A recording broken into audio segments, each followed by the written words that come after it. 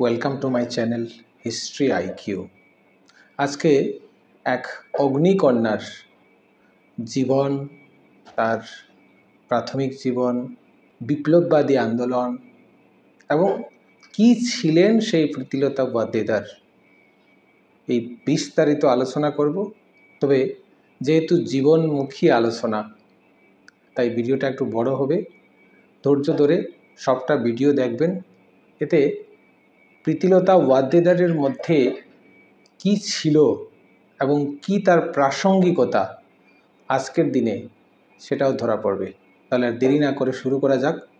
বাঙালি নারীকে তিনি শিখিয়েছিলেন নারীরাও দেশের জন্য লড়াই করতে পারে, শিখিয়েছিলেন বিপ্লবীদের জন্য, স্বাধীনতার জন্য কি করে হার না মেনে চালিয়ে যেতে হবে এক জীবন যুদ্ধ, এক জন্মের কর্মে কেমন করে থেকে যেতে হয় মানুষের হৃদয়ের মণিকোঠায়। বাঙালি নারী চিরকাল কেবল অবলা নয়, যে বাঙালি নারী আজীবন গৃহের কোণে থাকে, কেবল সাংসারিক কাজকর্মে ব্যস্ত থাকে, সেই নারীকে তিনি চিনিয়েছেন দেশের জন্য, বিপ্লবের জন্য একটি জীবনকে কতখানি মহিমান্বিত করা যায়, কি করে গর্জে ওঠা যায় শোষকের বিরুদ্ধে। তাই তো তিনি অগ্নিকন্যা। প্রীতিলতা ওয়াদ্দেদারের জন্ম 1911 সালের 5ই মে চট্টগ্রামের পাটিয়ার ধলঘাট গ্রামে। আজকে প্রীতিলতা ওয়াদ্দেদারের জন্মদিন। তার বাবা জগৎবন্ধু ওয়াদ্দেদার ছিলেন চট্টগ্রাম মিউনিসিপ্যাল কর্পোরেশনের হেড কেরানি, আর মা প্রতিভা দেবী ছিলেন গৃহিণী। পরিবারের 6 ভাই বোনের মধ্যে প্রীতিলতা ছিলেন দ্বিতীয়। প্রথমে তার বড় ভাই মধুসূদন, তারপর প্রীতিলতা, এরপর কনকলতা, এরপর শান্তিলতা, এরপর আশালতা এবং সব শেষে ছিলেন সন্তোষ। বহু পূর্বে নামের শেষে তাদের পদবি ছিল দাশগুপ্ত। পরিবারের কোনো এক পূর্বপুরুষ নবাবী আমলে ওয়াহেদ্দেদার উপাধি পেয়েছিলেন, নামের শেষে যুক্ত হয়েছিল এই ওয়াহেদ্দেদার, এবং এই ওয়াহেদ্দেদার থেকে ওয়াদ্দেদার এবং ওয়াদ্দাদার। শৈশবেই প্রীতিলতার বাবা জগৎবন্ধু ওয়াদ্দেদার তার বাবার মৃত্যুর পর তার নিজের পৈতৃক বাড়ি ডেঙ্গাপাড়ায় সপরিবারে ত্যাগ করে পটিয়া থানার ধলঘাট গ্রামে মামার বাড়িতে বড় হয়েছিলেন। এই বাড়িতেই প্রীতিলতার জন্ম হয়েছিল। মা প্রতিভা দেবী প্রীতিলতাকে আদর করে ডাকতেন রানী। একসময় ধলঘাট ছেড়ে চট্টগ্রামে আসেন প্রীতিলতার পরিবার। চট্টগ্রাম শহরের আশকার দিকের দক্ষিণ পশ্চিম পাড়ের টিনের ছাউনি দেওয়া মাটির একটা দেওয়াল বাড়িতে স্থায়ীভাবে থাকতে শুরু করেন ওয়াদ্দেদার পরিবার। এখানেই বেড়ে ওঠা রানী বা প্রীতিলতার। ছোটবেলা থেকেই কিছুটা অন্তর্মুখী ছিলেন প্রীতি, অনেকটা মুখচূড়া এবং লাজুক প্রকৃতির ছিলেন। মায়ের সঙ্গে গৃহস্থালির কাজে দারুণ পটু ছিলেন এবং 8-10টা বাঙালি মেয়েদের মতো প্রীতিলতা মাকে সাহায্য করতেন। প্রীতিলতার প্রাতিষ্ঠানিক শিক্ষা জীবন শুরু হয় 7 বছর বয়সে 1918 সালে ডক্টর খান্তগির উচ্চ বিদ্যালয়ে ভর্তি হওয়ার মধ্য দিয়ে। প্রতি ক্লাসের বার্ষিক পরীক্ষায় প্রীতিলতার ফলাফল ছিল দারুণ। ভালো ফলাফলের জন্য সব শিক্ষকই ভীষণ স্নেহ করত প্রীতিলতা বা রানীকে। সেই শিক্ষকদের মধ্যে একজন ছিলেন ইতিহাসের উষাদি। তিনি প্রীতিলতাকে পুরুষের বেশে ঝাঁসির রানী লক্ষ্মীবাইয়ের ইংরেজ সেনার সাথে লড়াইয়ের ইতিহাস বলতেন। স্কুলে তার ঘনিষ্ঠ বন্ধুদের একজন ছিলেন কল্পনা দত্ত। এক বছরে বড় প্রীতিলতা কল্পনার সাথে ব্যাডমিন্টনও খেলত। তাদের স্বপ্নের কথার পরবর্তীকালে লিখেছিলেন কল্পনা দত্ত। লিখেছিলেন, কোনো সময় আমরা স্বপ্ন দেখতাম বড় বিজ্ঞানী হব। সেই সময় ঝাঁসির রানী আমাদের চেতনাকে উদ্দীপ্ত করে। নিজেদেরকে আমরা অকুতোভয় বিপ্লবী হিসাবে দেখতে শুরু করলাম। প্রীতিলতা তখন সবে শৈশব পেরিয়ে কৈশোরে পা রেখেছেন। চট্টগ্রামের বিপ্লবীরা তখন মহাত্মা গান্ধীর অসহযোগ আন্দোলন শেষে সক্রিয় হচ্ছিলেন। এর মধ্যে 1923 খ্রিস্টাব্দের 13 ডিসেম্বর টাইগার পাস এর মোড়ে সূর্য সেনের বিপ্লবী সংগঠনের সদস্যরা প্রকাশ্য দিবালোকে সরকারি কর্মচারীদের বেতন বাবদ নিয়ে যাওয়া 17,000 টাকা ছিনতাই করে। এই ছিনতাইয়ের প্রায় 2 সপ্তাহ পর গোপন বৈঠক চলাকালীন অবস্থায় বিপ্লবীদের আস্তানায় হানা দিল পুলিশের সাথে যুদ্ধের পর গ্রেপ্তার হন সূর্য সেন এবং অম্বিকা চক্রবর্তী। তাদের বিরুদ্ধে করা হয় রেলওয়ে ডাকাতি মামলা। এই ঘটনা কিশোরী প্রীতিলতার মনে অনেক প্রশ্নের জন্ম দেয়। স্কুলের প্রিয় শিক্ষক উষাদির সাথে আলোচনার মাধ্যমে মামলার ব্যাপারে বিস্তারিত অনেকটা কিছু জানতে পারেন তিনি। উষাদির দেওয়া ঝাঁসির রানী বইটি পড়ার সময় ঝাঁসির রানী লক্ষ্মীবাইয়ের জীবনী তার মনে গভীর রেখাপাত করে। 1924 সালে বেঙ্গল অর্ডিন্যান্স নামে এক জরুরি আইনে বিপ্লবীদের বিনা বিচারে আটক করা শুরু হয়। চট্টগ্রামের বিপ্লবী দলের অনেক নেতা ও সদস্য এই আইনে আটক করা হয়েছিল। তখন বিপ্লবী সংগঠনের ছাত্র আর যুবকদের অস্ত্রশস্ত্র, সাইকেল, বইপত্র গোপনে রাখার ব্যবস্থা করতে হতো। সরকার বিপ্লবীদের প্রকাশনা বাজেয়াপ্ত ঘোষণা করে। প্রীতিলতার নিকট আত্মীয় পূর্ণেন্দু দস্তিদার তখন বিপ্লবী দলের কর্মী। তিনি বাজেয়াপ্ত কিছু গোপন বই প্রীতিলতার কাছে রাখেন। তখন তিনি 10ম শ্রেণীর ছাত্রী প্রীতি। লুকিয়ে লুকিয়ে তিনি পড়েন দেশের কথা, বাঘা যতীন, ক্ষুদিরাম বসু আর কানাইলাল। এইসব বই প্রীতিলতাকে বিপ্লবের আদর্শে অনুপ্রাণিত করে। প্রীতিলতা দাদা পূর্ণেন্দু দস্তিদারের কাছে বিপ্লবী সংগঠনে যোগ দেওয়ার গভীর ইচ্ছা প্রকাশ করে বলেন তিনি বিপ্লবী কার্যকলাপে যোগদান করবেন। কিন্তু তখনও পর্যন্ত বিপ্লবী দলের নারী সদস্য যোগদান করার কোনো রীতি ছিল না। এমনকি নিকট আত্মীয় ছাড়া কোনো বিপ্লবীর মেয়েদের সঙ্গে মেলামেশা করাটাও নিষিদ্ধ ছিল। স্কুলে আর্টস এবং সাহিত্য প্রীতিলতার প্রিয় বিষয় ছিল। 1926 খ্রিস্টাব্দের সংস্কৃত পরীক্ষায় বৃত্তি লাভ করেন প্রীতি। 1928 সালে তিনি কয়েকটি বিষয়ে লেটার মার্কস পেয়ে প্রথম বিভাগে ম্যাট্রিক পাশ করেন। শুধু গণিতের নাম্বার খারাপ ছিল বলে তিনি বৃত্তি পেলেন না। ম্যাট্রিক পরীক্ষার পর ছুটির সময় নাটক লেখেন প্রীতিলতা এবং মেয়েরা সবাই মিলে সেই নাটক চৌকি দিয়ে তৈরি এক মঞ্চ পরিবেশন করেছিল। পরীক্ষার ফলাফল দেওয়ার সময়টাতে তার বাড়িতে এক বিয়ের প্রস্তাব আসে, কিন্তু প্রীতিলতা প্রবল আপত্তির কারণে বিয়ের প্রস্তাব অগ্রাহ্য করেছিলেন তার মা। আইএ পড়ার জন্য ঢাকার ইডেন কলেজে ভর্তি হন প্রীতি। এই কলেজের ছাত্রী নিবাসে মাসিক থাকা খাওয়ার খরচ ছিল 10 টাকা এবং এর মধ্যে কলেজের বেতনও হয়ে যেত। এই কারণে অল্প বেতনের চাকরি জগৎবন্ধু ওয়েদ্দেদার মেয়েকে আইএ পড়াতে ঢাকা পাঠিয়েছিলেন। ঢাকায় যখন প্রীতিলতা পড়তে যান তখন শ্রীসংঘ নামে একটি বিপ্লবী সংগঠন ছিল। এই দলটি প্রকাশ্যে লাঠি খেলা, কুস্তি, ডন বৈঠক, মুষ্টিযুদ্ধ শিক্ষা ইত্যাদির জন্য ঢাকার বিভিন্ন এলাকায় ক্লাব তৈরি করেছিল। ঢাকায় শ্রীসংঘের দীপালি সংঘ নামে একটি মহিলা শাখা ছিল। লীলা নাগের নেতৃত্বে এই সংগঠনটি নারী শিক্ষা প্রসারের জন্য কাজ করত। গোপনে তারা মেয়েদের বিপ্লবী সংগঠনে অন্তর্ভুক্ত করার কাজও করত। ইডেন কলেজের শিক্ষক নীলিমাদির মাধ্যমে লীলা রায়ের সাথে প্রীতিলতার পরিচয় হয়েছিল। তাদের অনুপ্রেরণায় দীপালি সঙ্গে যোগ দিয়ে প্রীতিলতা লাঠি খেলা, ছোরা খেলা ইত্যাদি বিষয়ে প্রশিক্ষণ গ্রহণ করেন। পরবর্তীকালে তিনি লিখেছেন, আইএ পড়ার জন্য ঢাকায় 2 বছর থাকার সময় আমি নিজেকে মহান মাস্টারদার একজন উপযুক্ত কমরেড হিসাবে নিজেকে গড়ে তোলার চেষ্টা চালিয়েছি। 1929 সালের মে মাসে চট্টগ্রামে সূর্য সেন ও তার সহযোগীরা চট্টগ্রাম জেলা কংগ্রেসের জেলা সম্মেলন, ছাত্র সম্মেলন, যুব সম্মেলন ইত্যাদির আয়োজনের পরিকল্পনা গ্রহণ করেন। নারী সম্মেলন করার জন্য কোনো পরিকল্পনা তখনও ছিল না, কিন্তু পূর্ণেন্দু দস্তিদার বিপুল উৎসাহের জন্য সূর্য সেন নারী সম্মেলনের আয়োজনের সম্মতি দিলেন। মহিলা কংগ্রেসের নেত্রী লতিকা বোসের সভাপতিত্বে অনুষ্ঠিত এই সম্মেলনে প্রীতিলতা ঢাকা থেকে এবং তার বন্ধু ও সহযোদ্ধা কল্পনা দত্ত কলিকাতা থেকে এসে যোগদান করেন। তাদের দুজনেই আপ্রাণ চেষ্টা ছিল সূর্য সেনের অধীনে চট্টগ্রামের বিপ্লবী দলে যুক্ত হওয়া, কিন্তু ব্যর্থ হয়ে তাদের ফিরে যেতে হয়। 1930 সালের 19 এপ্রিল আইএ পরীক্ষা দিয়ে ঢাকা থেকে চট্টগ্রাম ফিরে আসেন প্রীতিলতা। আগের দিন রাতেই চট্টগ্রাম বিপ্লবীদের দীর্ঘ পরিকল্পিত আক্রমণ ধ্বংস হয় অস্ত্রাগারে, পুলিশ, আইন, টেলিফোন অফিস এবং রেল লাইন। এটি চট্টগ্রাম যুবক বিদ্রোহ নামে পরিচিতি লাভ করে। চট্টগ্রামের মাটিতে বিপ্লবী দলের এই উত্থান সমগ্র বাংলার ছাত্র সমাজকে উদ্দীপ্ত করেছিল। প্রীতিলতা লিখেছিলেন, পরীক্ষার পর ওই বছরে 19শে এপ্রিল সকালে বাড়ি ফিরে আমি আগের রাতে চট্টগ্রামের বীর যোদ্ধাদের মহান কার্যকলাপের সংবাদ পাই। ওইসব বীরদের জন্য আমার হৃদয় গভীর শ্রদ্ধায় আপ্লুত হয়, কিন্তু ওই বীরত্বপূর্ণ সংগ্রামে অংশগ্রহণ করতে না পেরে এবং নাম শোনার পর থেকে এই মাস্টারদাকে গভীর শ্রদ্ধা করেছি, তাকে একটু দেখতে না পেরে আমি বেদনাহত হলাম।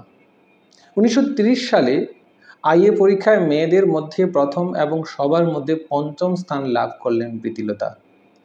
এই ফলাফলের জন্য তিনি মাসিক 20 টাকা বৃত্তি পান, সঙ্গে কলকাতার বেথুন কলেজে বিএ পড়ার সুযোগ পান। তিনি যখন বেথুন কলেজে পড়তে যান তখন তার দাদা পূর্ণেন্দু দস্তিদার যাদবপুরে ইঞ্জিনিয়ারিং কলেজের ছাত্র। যুব বিদ্রোহের পর তিনি মধ্য কলকাতায় বিপ্লবী মনোরঞ্জন রায়ের পিসির বাসায় আশ্রয় নেন। প্রীতিলতা ওই বাসায় গিয়ে দাদার সঙ্গে প্রায় দেখা করতেন। বেথুন কলেজে মেয়েদের সাথে অল্প কয়েকদিনের আন্তরিক সম্পর্ক তৈরি হয়েছিল প্রীতিলতার। দারুণ বাঁশি বাজাতেন প্রীতিলতা। বানারসি ঘোষ স্ট্রিটের হোস্টেলের ছাদে বসে প্রীতিলতা বাঁশি বাজানো উপভোগ করত কলেজের অন্যান্য মেয়েরা। প্রীতিলতার গ্র্যাজুয়েশনে অন্যতম বিষয় ছিল দর্শন। দর্শনের পরীক্ষায় তিনি ক্লাসের শ্রেষ্ঠ হয়েছিলেন।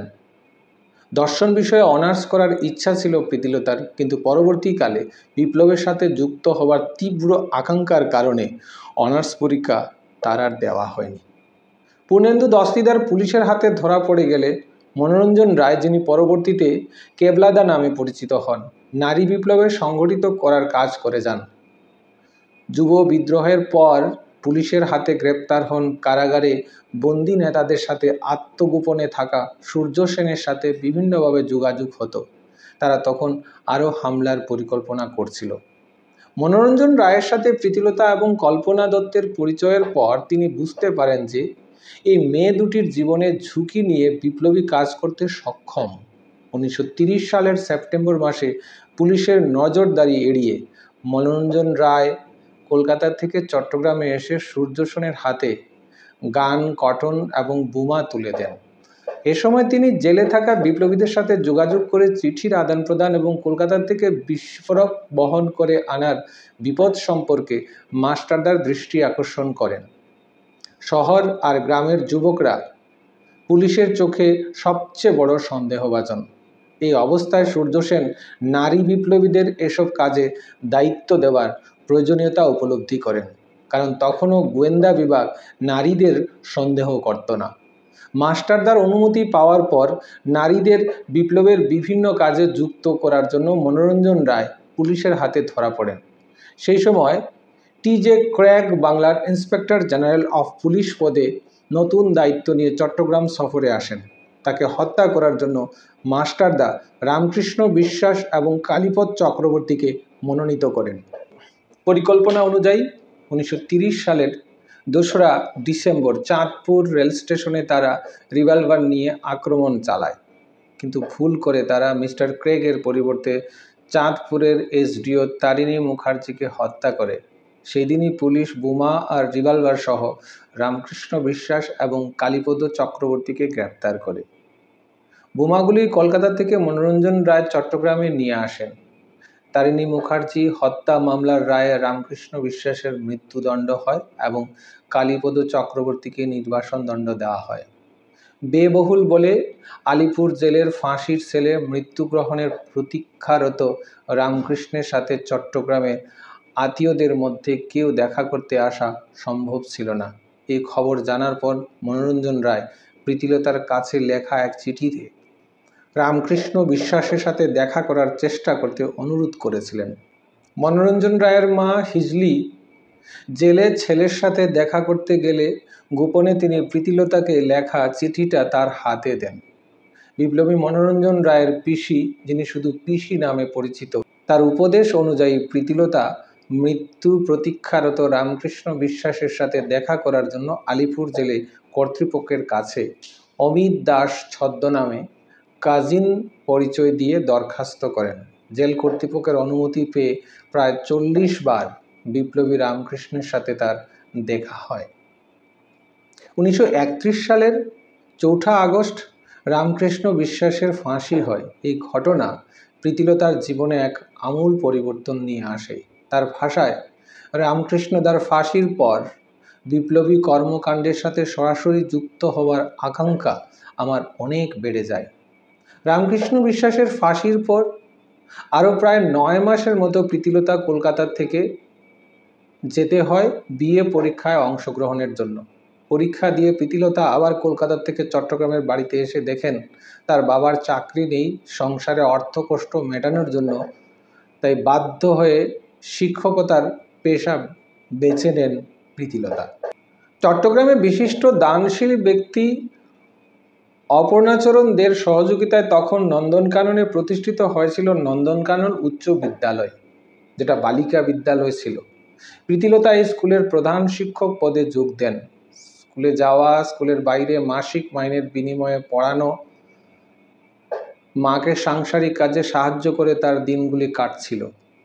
কিন্তু তিনি লিখেছিলেন, 1932 সালে বিএ পরীক্ষার পর মাস্টারদার সাথে দেখা করবই, এই প্রত্যয় নিয়ে বাড়ি ফিরে এলাম।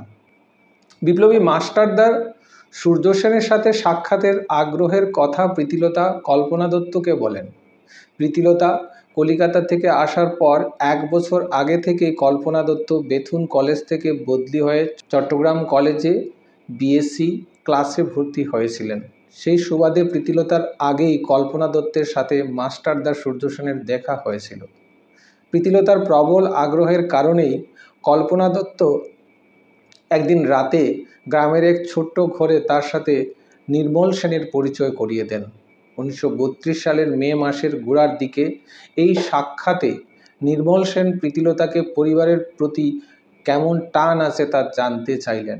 যেভাবে তিনি বলেন, টান আছে, কিন্তু পরিবারের প্রতি দায়িত্ববোধ তো দেশের প্রতি দায়িত্ববোধের কাছে বলি দিতে পারবো। এদিকে যুব বিদ্রোহের পর বিশৃঙ্খল সংগঠনকে আবার সুগঠিত করতে এক জায়গা থেকে আরেক জায়গাতে যাওয়ার জন্য সূর্য সেন ব্যস্ত ছিলেন। এর জন্য প্রীতিলতার সাথে ওই রাতে তার আর দেখা হয়নি। এই সাক্ষাতের কথা বলতে গিয়ে মাস্টারদা সূর্য সেন লিখেছিলেন, অল্প কয়েকদিন পরেই নির্মলবাবুর সঙ্গে আমার দেখা হতে নির্মলবাবু আমায় বলল, আমি রানীকে কথা দিয়েছি আপনার সঙ্গে দেখা করাবো। সে 1 সপ্তাহের জন্য যে কোনো জায়গায় আসতে রাজি আছে। রামকৃষ্ণের সঙ্গে সে ফাঁসির আগে দেখা করেছে শুনেই তার সঙ্গে দেখা করার ইচ্ছা হয়েছিল।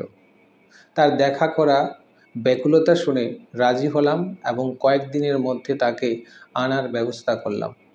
মাস্টারদা এবং প্রীতিলতা প্রথম সাক্ষাতের বর্ণনাতে মাস্টারদা সূর্য সেন লিখেছেন, তার চোখে মুখে একটা আনন্দের আভাস দেখলাম। এত দূর পথ হেঁটে এসেছে, তার জন্য তার চেহারায় ক্লান্তির কোনো চিহ্ন আমি লক্ষ্য করলাম না। যে আনন্দের আভা তার চোখে মুখে দেখলাম, তার মধ্যে অতিশয্য নেই, ফিয়ারলেসনেস রয়েছে। সিনসিয়ারিটি, শ্রদ্ধাভাব তার মধ্যে ফুটে উঠেছে। একজন উচ্চ শিক্ষিত কালচার্ড লেডি একটি পর্ণ কুটিরের মধ্যে আমার সামনে এসে আমাকে প্রণাম করে উঠে বিনীতভাবে আমার দিকে দাঁড়িয়ে রইল। মাথায় হাত দিয়ে নীরবে তাকে আশীর্বাদ করলাম। রামকৃষ্ণ বিশ্বাসের সাথে তার দেখা হওয়ার ইতিবৃত্ত, রামকৃষ্ণের প্রতি তার শ্রদ্ধা ইত্যাদি বিষয় নিয়ে প্রীতিলতা প্রায় 2 ঘন্টার মতো মাস্টারদার সাথে কথা বলেছিলেন। মাস্টারদা আরও লিখলেন, ওর অ্যাকশন করার আগ্রহ যে পরিষ্কারভাবেই জানলাম। বসে বসে সে মেয়েদের অর্গানাইজ করা, অর্গানাইজেশন চালানো প্রভৃতি কাজের দিকে তার প্রবৃত্তি নেই, ইচ্ছাও নেই বলে 3 দিন ধরে ধলঘাট গ্রামে সাবিত্রী দেবীর বাড়িতে থাকার পর অস্ত্রের নিশানা ও চালনা সম্পর্কে প্রীতিলতা প্রশিক্ষণ গ্রহণ করেছিলেন। 1932 সালে চট্টগ্রামে যুব বিদ্রোহের 2 বছর অতিক্রম হয়ে গেল। ইতিমধ্যে বিপ্লবীদের অনেকেই নিহত, অনেকেই গ্রেপ্তার হয়েছেন। এই বছরগুলিতে আক্রমণের নানা পরিকল্পনার পরও শেষ পর্যন্ত বিপ্লবীরা নতুন কোনো সাফল্য অর্জন করতে পারেনি। এসব পরিকল্পনার মূলে ছিলেন মাস্টারদা এবং নির্মল সেন। এই দুজন আত্মগোপনকারী বিপ্লবী তখন গ্রাম থেকে গ্রামে বিভিন্ন আশ্রয়স্থলে ঘুরে ঘুরে সাংগঠনিক কর্মকার্য চালিয়ে যাচ্ছিলেন। এই আশ্রয়স্থলগুলির মধ্যে অন্যতম ছিল ধলঘাটের সাবিত্রী দেবীর টিনের ছাউনি দেওয়া মাটির দোতলা বাড়িটি। পটিয়া উপজেলার ধলঘাট গ্রামটা ছিল বিপ্লবীদের একটি শক্তিশালী গোপন আস্তানা। চট্টগ্রাম, ওসরাগাল লুণ্ঠন এবং জালালাবাদের যুদ্ধের পর থেকে এই গ্রাম ছিল মিলিটারি ক্যাম্প। এই ক্যাম্প থেকে সেনারা বিভিন্ন বাড়িতে গিয়ে আত্মগোপনরত বিপ্লবীদের ধরার চেষ্টা করত। সাবিত্রী দেবীর বাড়ি ছিল ওই ক্যাম্প থেকে 10 মিনিটের দূরত্বে অবস্থিত। বিপ্লবীদের কাছে ওই বাড়ির গোপন নাম ছিল আশ্রম। বিপ্লবী সাবিত্রী দেবীর এক ছেলে এবং বিবাহিতা মেয়েকে নিয়ে ওই বাড়িতে থাকতেন। বিপ্লবীদের কাছে তিনি পরিচিত ছিলেন সাবিত্রী মাসিমা নামে। এই আশ্রমে বসে সূর্য সেন এবং নির্মল সেন অন্যান্য বিপ্লবীদের সঙ্গে সাক্ষাৎ করতেন এবং আলোচনা করে বিভিন্ন সিদ্ধান্ত নিতেন।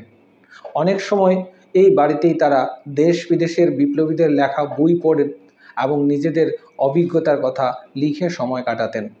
1932 সালের 12ই জুন তুমুল ঝড় বৃষ্টির দিনে মাস্টারদার পাঠানো এক লোক প্রীতিলতাকে আশ্রমে নিয়ে আসে।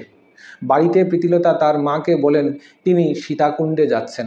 মাস্টারদা এবং নির্মল সেন ছাড়া ওই বাড়িতে তখন ডিনামাইট ষড়যন্ত্র মামলার পলাতক আসামি তরুণ বিশ্বাসী অপূর্ব সেন, যাকে বিপ্লবী ভোলা নামে ডাকা হতো, তিনি অবস্থান করছিলেন। 13 জুন সন্ধ্যায় সূর্য সেন এবং তার সহযোগীদের সাবিত্রী দেবীর বাড়িতে অবস্থানের কথা পটিয়া পুলিশ ক্যাম্প জানতে পারে। এর আগে মে মাসেই ইংরেজ প্রশাসন মাস্টারদা এবং নির্মল সেনকে জীবিত অথবা মৃত অবস্থায় ধরিয়ে দিতে পারলে 10,000 টাকা পুরস্কার ঘোষণা করে। ক্যাম্পের অফিসার ইনচার্জ ক্যাপ্টেন ক্যামেরন খবরটা জানার পর ওই বাড়িতে অভিযানের সিদ্ধান্ত গ্রহণ করেন। পুরস্কার এবং পদোন্নতির আশায় ক্যাপ্টেন ক্যামেরন 2 জন সাব ইন্সপেক্টর সহ 7 জন সিপাহী, 1 জন হাবিলদার এবং 2 জন কনস্টেবল নিয়ে রাত প্রায় 9টার দিকে ধলঘাটের ওই বাড়িতে উপস্থিত হন। এর একটু আগেই মাস্টারদা এবং প্রীতিলতা দোতলা বাড়িটার নিচ তলায় রান্না করে ভাত খেতে বসেছিলেন। জ্বরের কারণে নির্মল সেন এবং ভোলা রাতের খাবার খাওয়াটা বাদ দিয়ে উপরের তলায় শুয়েছিল। মাস্টারদার সাথে খেতে বসে অস্বস্তি বোধ করায় প্রীতিলতা দৌড়ে উপরে চলে যান। এই সময় মাস্টারদা ঘরের ভেতরে মই বেয়ে দোতলায় উঠে বলেন, নির্মলবাবু, পুলিশ এসেছে। মাস্টারদা প্রীতিলতাকে নিচে নেমে এসে মেয়েদের সাথে থাকার নির্দেশ দেন। ততক্ষণে সিপাহী ও কনস্টেবলরা ঘর ঘিরে ফেলেছে। ক্যাপ্টেন ক্যামেরন এবং সাব ইন্সপেক্টর মনোরঞ্জন বোস ধাক্কা দিয়ে দরজা খুলে ঘরের একতলায় থাকা সাবিত্রী দেবী এবং তার ছেলে মেয়েকে দেখতে পান। ঘরে আর কে আছে এই প্রশ্ন করে কোনো উত্তর না পাওয়ায় অভিযান পরিচালনাকারীরা এ সময় ঘরের উপরের তলার পায়ের আওয়াজ বা শব্দ শুনতে পায়। ক্যাপ্টেন ক্যামেরন হাতে রিভলভার নিয়ে ঘরের বাইরের সিঁড়ি বেয়ে উপরে ওঠার সিদ্ধান্ত নেন। সিঁড়ির মাথায় পৌঁছে বন্ধ দরজায় ধাক্কা দিতে নির্মল সেনের করা 2টা গুলিতে ক্যাপ্টেন ক্যামেরন মারা যান। গুলির শব্দ পাওয়ার পরই ঘরের চারিদিকে থাকা সৈন্যরা চারিদিক থেকে প্রচণ্ড গুলিবর্ষণ শুরু করে। একটা গুলি এসে নির্মল সেনের বুকে লাগে এবং প্রচুর রক্তক্ষরণে তৎক্ষণাৎ তার মৃত্যু হয়। টাকা পয়সা এবং কাগজপত্র গুছিয়ে প্রীতিলতা এবং অপূর্ব সেনকে সঙ্গে নিয়ে মাস্টারদা অন্ধকার ঘরের বাইরে আসেন। এই সময় আমের শুকনো পাতায় পা পড়ার শব্দ পেয়ে আশেপাশে থাকা সিপাহীদের চালানো গুলি সবার আগে থাকা অপূর্ব সেন মারা যান। মাস্টারদার প্রীতিলতার সেই রাতে কচুরিপানায় ভরা পুকুরে সাঁতার কেটে আর কর্দমাক্ত পথ পাড়ি দিয়ে পাটিয়ার 86 গ্রামের দলের কর্মী সরওয়াতলি স্কুলের 10ম শ্রেণীর ছাত্র মানিকলাল দত্তের বাড়িতে গিয়ে পৌঁছায়। মানিকলাল ওই বাড়ির গৃহশিক্ষক ছিলেন। মাস্টারদার জন্য রামকৃষ্ণ বিশ্বাসের সাথে সাক্ষাৎকারের বিস্তারিত বিবরণ লিখে ধলঘাটে এনেছিলেন প্রীতিলতা। সেই পাণ্ডুলিপি পুকুরের মধ্যে হারিয়ে গেলে তাদের নিরাপদে কোনো আশ্রয় নিয়ে যেতে বলেন মাস্টারদা। মণিলাল দত্ত তাদেরকে ধলঘাট থেকে 6 কিলোমিটার দূরে পাহাড়, জঙ্গল ও নদীর কাছাকাছি একটা গ্রাম জ্যেষ্ঠপুরায় নিয়ে যেতে মন স্থির করলেন। পুলিশ এলে পাহাড় এবং জঙ্গলে লুকিয়ে থাকা যাবে অথবা নদী পার হয়ে অন্য আশ্রয়ে যাওয়া যাবে। মাস্টারদা সূর্য সেন পরের দিন প্রীতিলতাকে বাড়ি যাওয়ার নির্দেশ দেন। এর আগে সূর্য সেনের নির্দেশে মানিকলাল প্রীতিলতার বাসায় পুলিশের নজরদারি আছে কিনা তা জানতে শহরে খোঁজ নিয়েছিলেন। সব ঠিক আছে জানার পর প্রীতিলতাকে বাড়ি গিয়ে স্কুল শিক্ষকের দায়িত্ব পালনের নির্দেশ দেওয়া হয়। ধলঘাট সংঘর্ষের সেই রাতে গুলাগুলিতে ক্যাপ্টেন ক্যামেরনের মৃত্যুর পর পুলিশের এসআই মনোরঞ্জন বোস পাটিয়ার মিলিটারি ক্যাম্পে গিয়ে আরও 30 জন সৈন্য ও একটা লুইস গান নিয়ে সাবিত্রী দেবীর বাড়িতে গিয়ে আসে। লুইস গানের গুলিবর্ষণে বাড়িটা প্রায় ধ্বংস হয়ে যায়। সকালে জেলা ম্যাজিস্ট্রেট, পুলিশ সুপারিনটেন্ডেন্ট এবং সেনাধ্যক্ষ মেজর গর্ডন দলবল নিয়ে ঘটনাস্থলে আসেন। সাবিত্রী দেবী এবং তার ছেলে মেয়েকে বিপ্লবীদের আশ্রয় দেওয়ার অভিযোগে গ্রেপ্তার করা হয়। তার মেয়ে স্নেহলতার জবানবন্দিতে আরও 3 যুবক দীনেশ দাশগুপ্ত, অজিত বিশ্বাস এবং মানিকচন্দ্র দাসকে আটক করা হয়। পরবর্তীকালে সাবিত্রী দেবী, তার পুত্র রামকৃষ্ণ এবং এই 3 যুবককে বিপ্লবীদের আশ্রয় এবং সহায়তা করার দোষে 4 বছরের কারাদণ্ড দেওয়া হয়েছিল। ঘরের ভেতর চালানো তল্লাশিতে রিভলভার, রামকৃষ্ণ বিশ্বাসের 2টা ছবি, পাশাপাশি 2টা মেয়ের ছবি, যার মধ্যে একজন প্রীতিলতা সহ কিছু চিঠি ও 2টা বইয়ের পাণ্ডুলিপি পাওয়া যায়। ধলঘাটে ছবি পাওয়ার পর 19 জুন পুলিশ বাসায় গিয়ে প্রীতিলতাকে জিজ্ঞাসাবাদ করে। 22 জুন এসআই শৈলেন্দ্র সেনগুপ্ত এর নেতৃত্বে একটি দল ওই বাড়িতে আরেক দফা তল্লাশি চালায়। তার নির্দেশে আশেপাশে সব জঙ্গল কেটে পরিষ্কার করা হয় এবং জঙ্গল ও আশেপাশের পুকুরে তল্লাশি করে কাগজপত্র উদ্ধার করা হয়, যা থেকে প্রমাণিত হয় চট্টগ্রাম যুবক বিদ্রোহের পর আত্মগোপনের থেকেও বিপ্লবীরা তাদের আদর্শের সাথে বিভিন্ন প্রবন্ধ পড়া এবং সামরিক প্রশিক্ষণ চালিয়ে যাচ্ছিল। তল্লাশি অভিযানে কাজিন পরিচয় দিয়ে অমিতা দাসের প্রীতিলতা আলিপুর সেন্ট্রাল জেলে ফাঁসির প্রতীক্ষারত রামকৃষ্ণ বিশ্বাসের সাথে সাক্ষাৎকারে হাতের লেখা একটি বিবরণী পাওয়া যায়। ওই হাতের লেখার সাথে মেলানোর জন্য 30 জুন প্রীতিলতার বাসা থেকে পুলিশ তার গানের একটি বই নিয়ে যায়। মাস্টারদা প্রীতিলতাকে আত্মগোপনের নির্দেশ দেন। 5ই জুলাই মানিকলাল দত্ত ও বিশ্বেশ্বর রায়ের সাথে ঘোড়ার গাড়িতে চড়ে প্রীতিলতা আত্মগোপন করেন। ছাত্রী পড়ানোর কথা বলে তিনি বাড়ি ত্যাগ করেছিলেন। তার বাবা জগৎবন্ধু ওয়াদ্দেদার তখন অনেক খোঁজ খবর করেও মেয়ের কোনো সন্ধান পাননি। ব্যর্থ হয়ে যখন থানায় খবরটা জানানো হলো, পুলিশের গোয়েন্দা বিভাগের ইন্সপেক্টর যুগেন গুপ্ত আরেক নারী বিপ্লবী কল্পনা দত্তের বাড়িতে যান। কল্পনা দত্ত ওই ঘটনার বর্ণনা দিতে গিয়ে লিখেছিলেন, আমাদের বাসায় এসে গোয়েন্দা বিভাগের ইন্সপেক্টর বলে, এত শান্তশিষ্ট নম্র মেয়ে, ও এত সুন্দর করে কথা বলতে পারে, ভাবতেও পারি না তার ভেতর এত কিছু আছে। আমাদের খুব ফাঁকি দিয়ে সে পালিয়ে গেল। চট্টগ্রাম শহরে গোপন আস্তানায় কিছুদিন কাটিয়ে প্রীতিলতা পড়ইকড়া গ্রামের রমণী চক্রবর্তীর বাড়িতে আশ্রয় নেন। বিপ্লবীদের আরেক গোপন আস্তানা, এই বাড়িটার সাংকেতিক নাম ছিল কুন্তলা। এই বাড়িতে তখন আত্মগোপনে ছিলেন মাস্টারদা এবং তারকেশ্বর দস্তিদার। প্রীতিলতার আত্মগোপনের খবর 13 জুলাই 1932 সালে আনন্দবাজার পত্রিকায় প্রকাশিত হয়েছিল। চট্টগ্রামের পলাতক শিরোনামে এই সংবাদে লেখা হয়, চট্টগ্রাম জেলার পটিয়া থানার ধলঘাটের শ্রীমতী প্রীতিলতা ওয়াদ্দেদার গত 5 জুলাই মঙ্গলবার চট্টগ্রাম শহর হতে অন্তর্ধান করিয়াছেন। তাহার বয়স 19 বছর। পুলিশ তাহার সন্ধানের জন্য ব্যস্ত। এখন আলোচনা করব ইউরোপিয়ান ক্লাব আক্রমণ। 1930 খ্রিস্টাব্দের 18ই এপ্রিল চট্টগ্রাম যুবক বিদ্রোহের অন্যতম পরিকল্পনা ছিল পাহাড়তলি ইউরোপিয়ান ক্লাব আক্রমণ, কিন্তু গুড ফ্রাইডের কারণে সেদিন এই পরিকল্পনা সফল করা যায়নি। চট্টগ্রাম শহরের উত্তর দিকে পাহাড়তলি স্টেশনের কাছে এই ক্লাব ছিল ব্রিটিশদের প্রমোদ কেন্দ্র। পাহাড় ঘেরা এই ক্লাবের চতুর্দিকে প্রহরীদের অবস্থান ছিল। একমাত্র শ্বেতাঙ্গরা ছাড়া এই ক্লাবে কর্মচারী, বয় বেয়ারা, দারোয়ান ছাড়া এদেশীয় কেউ এই ক্লাবের ধারে কাছেও যেতে পারত না। ক্লাবের সামনেই সাইনবোর্ডে লেখা ছিল, dogs and Indians are prohibited. Dogs and Indians are prohibited. সন্ধ্যা থেকে ইংরেজরা এই ক্লাবে এসে মদ খেয়ে নাচ গান আনন্দ উল্লাস করত। আত্মগোপনকারী বিপ্লবীরা ইউরোপীয় ক্লাব আক্রমণের জন্য নতুনভাবে পরিকল্পনা শুরু করে। চট্টগ্রাম শহরের কাছে দক্ষিণ কাট্টলি গ্রামে ওই ক্লাবের একজন বেয়ারা যোগেশ মজুমদারের বাড়িতে বিপ্লবীরা আশ্রয় পেলেন। 1932 সালের 10 আগস্ট ইউরোপিয়ান ক্লাব আক্রমণের দিন ধার্য করা হয়। শৈলেশ্বর চক্রবর্তীর নেতৃত্বে 7 জনের একটি দল সেদিন ক্লাব আক্রমণ করতে গিয়ে ব্যর্থ হয়ে ফিরে আসে। শৈলেশ্বর চক্রবর্তীর প্রতিজ্ঞা ছিল, ক্লাব আক্রমণের কাজ শেষ হওয়ার পর নিরাপদ আশ্রয়ে ফেরা যদি সুযোগও থাকে তবু তিনি আত্মবিসর্জন দেবেন। তিনি পটাশিয়াম সাইনাইড খেয়ে আত্মহত্যা করেন। গভীর রাতে কাট্টলির সমুদ্র সৈকতে তাকে সমাহিত করা হয়। মাস্টারদা 1932-এর সেপ্টেম্বর মাসে আবার ইউরোপিয়ান ক্লাব হামলা করার সিদ্ধান্ত নেন।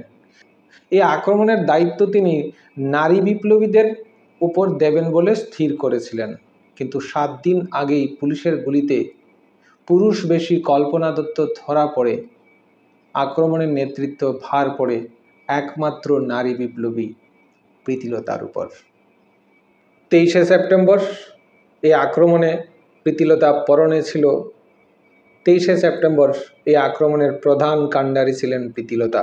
তার পরনে ছিল মালকুচা দেওয়া ধুতি আর পাঞ্জাবি, চুল ঢাকা দেওয়ার জন্য মাথায় সাদা পাগড়ি, পায়ে রাবার সোলের জুতো। ইউরোপীয় ক্লাবের পাশেই ছিল পাঞ্জাবিদের কোয়ার্টার। এর পাশ দিয়ে যেতে হবে বলেই প্রীতিলতা পাঞ্জাবি ছেলেদের মতো পোশাক পরেছিলেন। আক্রমণে অংশ নেওয়া কালীকিঙ্কর দে, বীরেশ্বর রায়, প্রফুল্ল দাস, শান্তি চক্রবর্তীর পোশাক ছিল ধুতি আর শার্ট। লুঙ্গি আর শার্ট পরেন মহেন্দ্র চৌধুরী। সুশীল দে, পান্না সেনেরও লুঙ্গি আর শার্ট ছিল। বিপ্লবীদের আশ্রয়দাতা যোগেশ্বর মজুমদার ক্লাবের ভেতর থেকে রাত আনুমানিক 10:45-এর দিকে আক্রমণের নিশানা দেখানোর পরেই ক্লাব আক্রমণ শুরু হয়। সেদিন ছিল শনিবার। আনুমানিক প্রায় 40 জন মানুষ তখন ক্লাবে অবস্থান করছিল। 3 ভাগে বিভক্ত হয়ে অস্ত্র হাতে বিপ্লবীরা ক্লাব আক্রমণ শুরু করে। পূর্ব দিকে গেট দিয়ে ওয়েবলি রিভলভার এবং বোমা দিয়ে আক্রমণের দায়িত্বে ছিলেন প্রীতিলতা, শান্তি চক্রবর্তী আর কালীকিঙ্কর দে। ওয়েবলি রিভলভার দিয়ে সুশীল দে আর মহেন্দ্র চৌধুরী ক্লাবের দক্ষিণ দরজা দিয়ে এবং 9 ঘোড়া পিস্তল নিয়ে বীরেশ্বর রায়, রাইফেল আর হাত বোমা নিয়ে পান্না সেন আর প্রফুল্ল দাস ক্লাবের উত্তরের জানলা দিয়ে আক্রমণ শুরু করলেন। প্রীতিলতা হুইসেল বাজিয়ে আক্রমণ শুরু করার নির্দেশ দেওয়ার পরেই ঘন ঘন গুলি আর বোমার আঘাতে পুরো ক্লাব কেঁপে উঠেছিল। ক্লাব ঘরের সব বাতি নিভে যাওয়ার কারণে সবাই অন্ধকারে ছোটাছুটি করতে লাগলো। ক্লাবের কয়েকজন ইংরেজ অফিসারের কাছে রিভলভার ছিল, তারাও পাল্টা আক্রমণ করলো।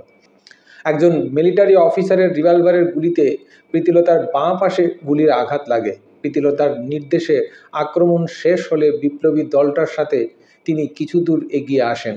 পুলিশের রিপোর্ট অনুযায়ী সেদিন এই আক্রমণে মিসেস সুলিভান নামে একজন নিহত হয় এবং 4 জন পুরুষ এবং 7 জন নারী আহত হয়। আহত অবস্থায় প্রীতিলতা ধরা পড়ার আশঙ্কা দেখা দেয়। তাই পাহাড়তলি ইউরোপিয়ান ক্লাব আক্রমণের শেষে পূর্ব সিদ্ধান্ত অনুযায়ী প্রীতিলতা পটাশিয়াম সায়ানাইড মুখে পুরে দেন। কালীকিঙ্কর দের কাছে তিনি তার রিভলভার দিয়ে আরও পটাশিয়াম সায়ানাইড চাইলে কালীকিঙ্কর তা প্রীতিলতার মুখের মধ্যে ঠেলে দেন। পটাশিয়াম সায়ানাইড খেয়ে মাটিতে লুটিয়ে পড়া প্রীতিলতাকে বিপ্লবীরা শ্রদ্ধা জানিয়ে সবাই স্থান ত্যাগ করে। পরদিন পুলিশ ক্লাব থেকে 100 কোস দূরে মরদেহ দেখে পরবর্তীতে প্রীতিলতাকে শনাক্ত করা হয়। তার মরদেহ তল্লাশির পর বিপ্লবী লিফলেট, অপারেশনের পরিকল্পনা, রিভলভারের গুলি, রামকৃষ্ণ বিশ্বাসের ছবি এবং একটা হুইসেল পাওয়া যায়। ময়না তদন্তের পর জানা যায় গুলির আঘাতে তেমন গুরুতর ছিল না, বরং পটাশিয়াম সায়ানাইড খাওয়াই ছিল তার মৃত্যুর কারণ। বেঙ্গল চিফ সেক্রেটারি প্রীতিলতার মৃত্যুর পর লন্ডন ব্রিটিশ কর্তৃপক্ষের কাছে পাঠানো একটি রিপোর্টে লিখেছিলেন, যেখানে তিনি লিখেছিলেন, Pritilata had been closely associated with, if not actually the mistress of the terrorist Biswas who was hanged for the murder of Inspector Tarini Mukherjee, and some reports indicate that she was the wife of Nirmal Sen who was killed attempting to avoid arrest of Dholghat where Captain Cameron fell. প্রীতিলতার মৃত্যুর পর তার পরিবারের অবস্থা নিয়ে কল্পনা দত্ত লিখেছেন, প্রীতির বাবা সুখে দুঃখে পাগলের মতো হয়ে গেছিলেন, কিন্তু প্রীতির মা গর্ব করে বলতেন, আমার মেয়ে দেশের জন্য প্রাণ দিয়েছে। তাদের দুঃখের পরিসীমা ছিল না, তবুও তাদের এই দুঃখের মধ্যে মেয়ের জন্য গর্ববোধ ছিল। ধাত্রীর কাজ নিয়ে তিনি সংসার চালিয়ে যান মা। আজও তাদের সেভাবে চলছে। প্রীতির বাবা প্রীতির দুঃখ ভুলতে পারেননি। আমাকে দেখেই তার প্রীতির কথা মনে পড়ে যায় এবং দীর্ঘশ্বাস ফেলেন।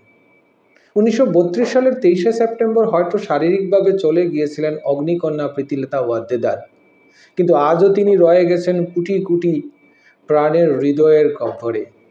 আজও যখন বাঙালি নারীর অসীম সাহসিকতার পরিচয় দেওয়া হয়, দেশপ্রেম, আদর্শ এবং বিপ্লবের কথা লেখা হয়, সবার আগে আসে প্রীতিলতার নাম।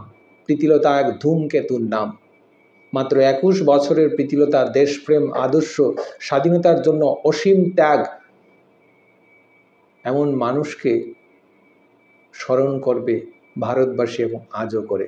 ব্রিটিশ বিরোধী আন্দোলনের কিংবদন্তি বিপ্লবী অগ্নিকন্যা প্রীতিলতা ওয়াদ্দেদার জন্মবার্ষিকী ছিল আজ।